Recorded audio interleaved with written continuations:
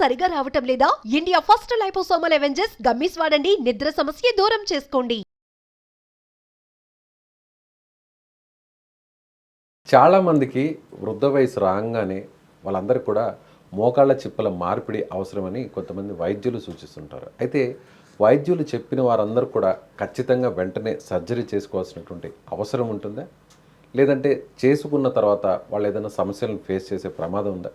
దీని గురించి మాట్లాడదాం. మనతో పాటు ప్రముఖ diabetes counsellor and consultant Kiran ji గారు ఉన్నారు. సార్ నమస్తే. సార్ నమస్కారం సార్. 20 years ఎక్స్పీరియన్స్ ఉన్న డాక్టర్ మీరు, చాలా సీనియర్. చాలామంది మోకాళ్ళ సర్జరీ చేయించుకోవాలనుకున్నప్పుడు డాక్టర్ చెప్పారు మా దగ్గర మనీ ఉంది, ఇబ్బంది లేదని చేయించేసుకుంటుంటారు. తర్వాత అవి చేయించుకున్న తర్వాత రకరకాల సమస్యలను ఫేస్ చేస్తారు. అలాంటి వాళ్ళు ఫస్ట్ ఏం తీసుకోవాలి? కొన్ని చెప్తారా? వాళ్ళ లిమిటేషన్స్ కావచ్చు, కాషన్స్ కావచ్చు. ఇప్పుడు అక్కడ వారికి అనటామికల్ స్ట్రక్చర్ ప్రకారం పలానా ప్రాబ్లం ఉంది కాబట్టి ఇంకా డాక్టర్ కూడా వచ్చిన వెంటనే మోకాళ్ళ నొప్పి ఉంది కాబట్టి మీరు మోకాళ్ళు మార్పిడి చేసుకోవాలనేది ఉండదు.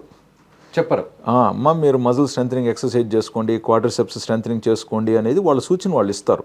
ఇప్పుడు సర్జన్స్ బిజీగా ఉంటారు కాబట్టి ఫిజియోథెరపీ డాక్టర్కి అలకేట్ చేయటం, లేదు సార్ మేము ఊరు నుంచి వచ్చామంటే అమ్మ మీరు ఊరు వెళ్ళి మీరు ఫాలో అవ్వండి, ప్రస్తుతానికి పెయిన్ ఎక్కువ ఉంది అంటున్నారు కాబట్టి పలానా ట్యాబ్లెట్స్ వాడుకుంటూ మీరు చూసుకోండి, తగ్గకపోతే మళ్ళీ మీరు నెక్స్ట్ కన్సల్టేషన్కి రండి అనేది జనరల్గా జరుగుతుంది.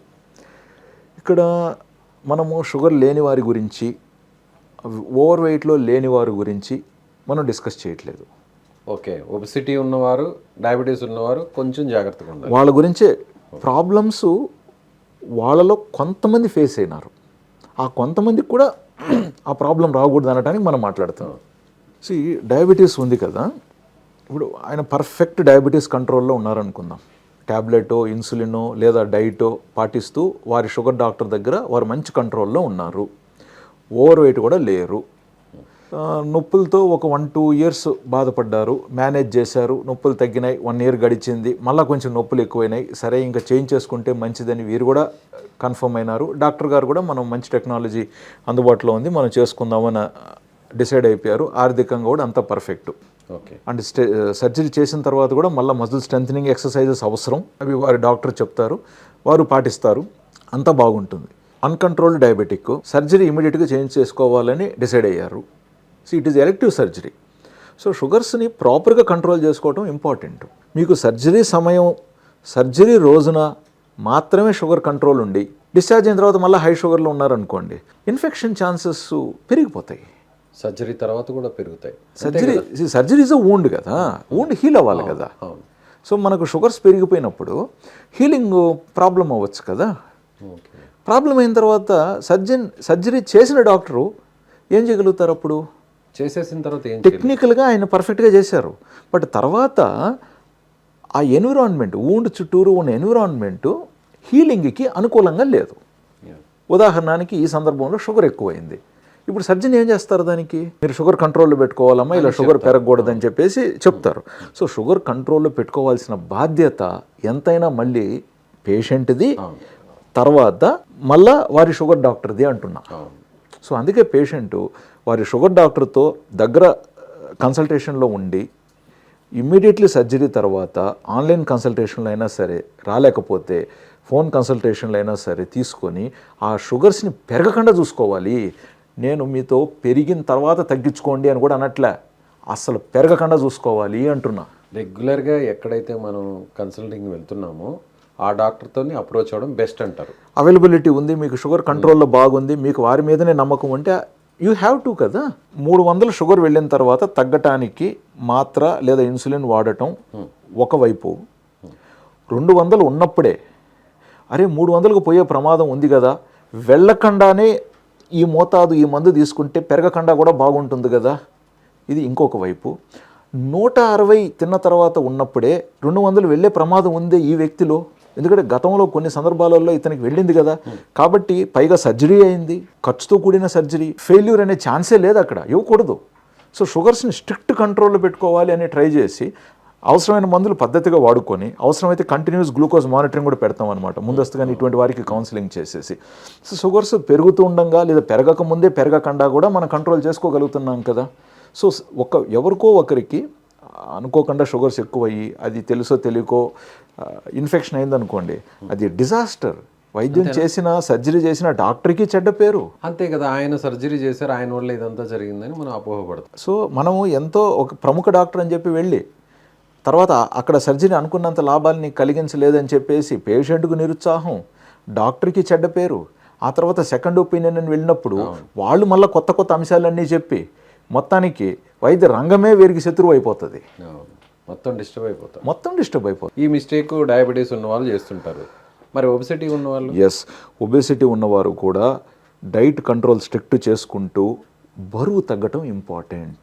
ఓవర్ వెయిట్లో ఉన్నారనుకోండి, కాస్త కిలోగ్రామ్స్ అయినా తగ్గకుండా మనం వెళ్ళి సర్జరీ చేసుకుంటే సర్జరీ చేసిన తర్వాత ఆ బరువు మళ్ళీ పడుతుంది కదా భారము. లైఫ్ స్టైల్ చేంజ్ అవుతుంది.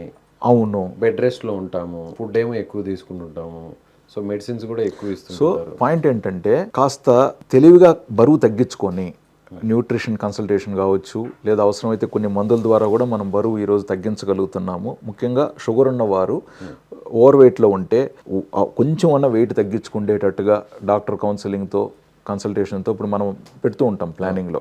ఈ ఒక 4 కిలోలు తగ్గాలమ్మా ఈ 6 నెలల్లో. మనం సార్ నేను తగ్గట్లేదు కదా అంటారు. సరే మీ డైట్లో ఈ విధమైన మార్పులు చేసుకుంటూ తను న్యూట్రిషన్ కౌన్సిలర్ కూడా ఇలా చెప్పారు కదా, అది ఈ విధంగా పాటిస్తూ నేను కూడా మందుల్లో మీకు ఇదివరకు ఇచ్చిన మందు పలాంది తగ్గించి పలానా మంది అడ్జస్ట్ చేసి బరువు తగ్గేదానికి అనుకూలంగా ఉండేలాగా నేను మీకు కూడా ఇప్పుడు సెట్ చేయబోతున్నాను అని చెప్పేసి మనం ట్రై చేసుకొని, ప్లస్ ఈ మజిల్ స్ట్రెంథనింగ్ ఎక్సర్సైజెస్ కూడా చేసుకుంటూ వాళ్ళకి కాల్షియం డెఫిషియన్సీ ఏదన్నా ఉందా, విటమిన్ డి డెఫిషియన్సీ ఏదన్నా ఉందా, బోన్ డెన్సిటీ ఎట్లా ఉందో చూసుకొని ఆ స్ట్రెంత్ అన్ని కూడా పెంచుకున్నాం అనుకోండి, తర్వాత ఆ ఖరీదైన ట్రీట్మెంట్ ఏదైతే మనము నీ రీప్లేస్మెంట్ చేయించుకోబోతున్నారో అది విజయవంతంగా సక్సెస్ఫుల్ అయిన తర్వాత వీళ్ళకు మళ్ళీ మొబిలిటీ పెరుగుతుంది కాబట్టి మంచిగా ఎక్సర్సైజ్ మళ్ళీ హ్యాపీగా చేయగలుగుతారు. కాబట్టి డయాబెటీస్ కంట్రోల్లో మళ్ళీ పెట్టుకోవచ్చు ఉంటుంది, ఒబేసిటీ మళ్ళీ పెరగకుండా చూసుకోవచ్చు.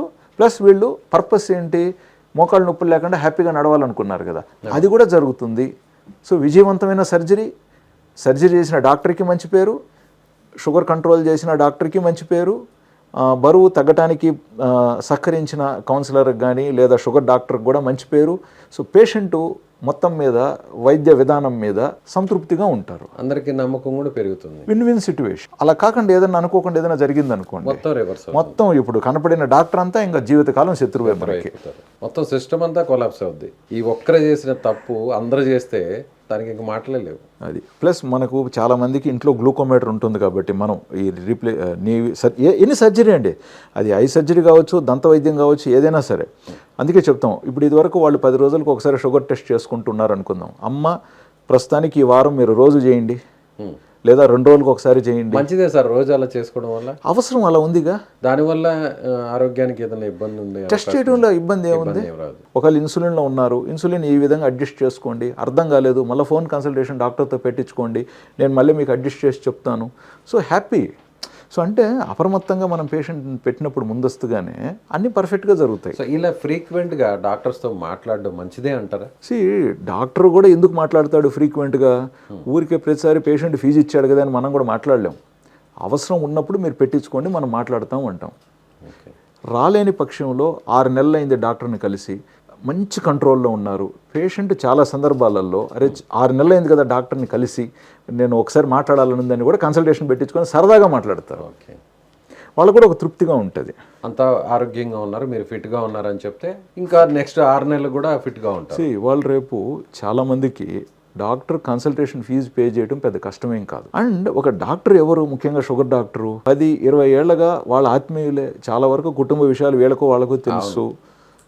So it becomes a part అన్నమాట. వాళ్ళ ప్రొఫైల్ మొత్తం, డయాబెటీస్ ఉన్న పేషెంట్ ప్రొఫైల్ మొత్తం డాక్టర్ తెలుసు. అసలు నేను ఇంకొక విషయం చెప్తా సార్, మనవరాలు పెళ్ళి ఉండబోతుంది ఫిబ్రవరిలో, లేదా అది ఉంటుంది తర్వాత, లేదా కొడుకు పెళ్ళి ఉండబోతుంది అని కూడా మనకు ముందుగానే డిస్కషన్ చేసుకొని, సరే అమ్మా మరి అయితే మనం ఇంకా స్ట్రిక్ట్ కంట్రోల్లో పెట్టుకుందాం, ఇట్లాంటివన్నీ మనం జాగ్రత్తలు చూసుకుందాం. ఇప్పుడు బీపీ ఉంది వారికి, ఓహో ఈ సందర్భాలలో మీకు బీపీ కాస్త పెరిగే ప్రమాదం కూడా ఉంది, కూతురు పెళ్ళి, బీపీ కొంచెం మీరు ముందుగానే సెన్సిటివ్ మనిషి, ఒక మాట అంటే పడలేరు. సో ఆ సందర్భంలో ఎన్ని మాటలు వస్తాయో, సో ముందస్తుగానే బీపీని మనం రెగ్యులర్గా చెక్ చేసుకుంటూ, ఒకవేళ పెరిగితే మళ్ళీ మనం మీరు రాలేకపోతే కనీసం ఫోన్ కన్సల్టేషన్లో అన్న ట్యాబ్లెట్ని మనం అడ్జస్ట్ చేయడం కానీ మార్చడం కానీ, సో మనం వాళ్ళకి ముందుగానే వార్న్ చేసి పెడతాం కదా. సో నీ రీప్లేస్మెంట్ చేసుకునే వాళ్ళు ఖచ్చితంగా డయాబెటీస్ పేషెంట్స్ అయి ఉంటే, వాళ్ళు డయాబెటిక్గానే ఉంటే ఖచ్చితంగా షుగర్ని కంట్రోల్లో ఉంచుకోవాలి. ఒబిసిటీ ప్రాబ్లం ఉన్న వాళ్ళు కూడా వెయిట్ అనే దాన్ని కూడా కంట్రోల్లో ఉంచుకోవాలి. ఈ రెండు పర్ఫెక్ట్గా ఉంటేనే సర్జరీకి వెళ్ళాలి. సర్జరీ సక్సెస్ఫుల్గా ఉంటుంది. సక్సెస్ అవుతుంది. అంటే మనం సక్సెస్ అయిన మోతాదులు చూస్తే ఇవన్నీ కరెక్ట్గా పెట్టుకొని చేసుకున్న వాళ్ళలో సక్సెస్ రేట్ బ్యూటిఫుల్గా ఉంది. అడపా తొందరగా చేసుకున్న వాళ్ళలో ఒకరికిద్దరికి ఇబ్బందులైనాయి. కాస్త ఆలస్యమైనా కూడా ఇలా చేసుకుంటేనే అది సక్సెస్ అవుతుంది. కరెక్ట్. మళ్ళీ చేసేది కాదండి. ఏదో మనకు టైం లేదనో, లేకపోతే డేట్స్ లేవనో, డాక్టర్ బిజీగా ఉన్నారనో, మనకు వేరే అకేషన్స్ ఉన్నాయనో, అలా అనేది అసలు ఎవరు కూడా చేసుకోవడం కరెక్ట్ కాదు. కరెక్ట్ కాదు. Right sir, thank you.